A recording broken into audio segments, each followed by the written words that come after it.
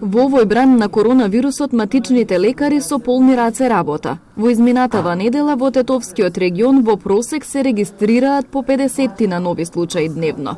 Докторите велат дека за среќа омикронот дава полесна клиничка слика, поради што најчесто пациентите се третираат амбулантски.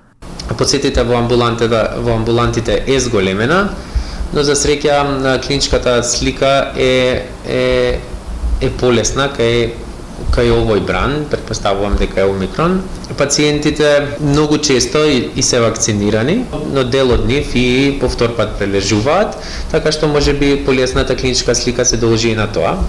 И на инфективното оделение во Тетовската клиничка болница само вчера 80 лица побарале медицински преглед или контрола.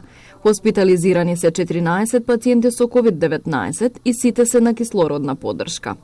На инфективното оделение во Гостиварската болница пак се хоспитализирани 20 лица. И таму е зголемен бројот на амбулантските прегледи.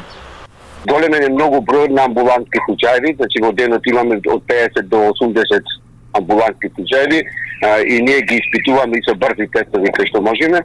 Рачунам дека една третина од тестираните се позитивни. Моментално на инфективно оделение престојуваат 20 пациенти, од кои четворица се на кислородна поддршка. Еден пациент се испраќа во ковид центарот на неврологија во Скопје. Продолжуваат апелите на лекарите дека вакцинацијата останува најдобра заштита, особено од хоспитализација и смрт. Со оглед дека стапката на вакцинација во нашата земја во последниот период е загрижувачка, дури не постоечка.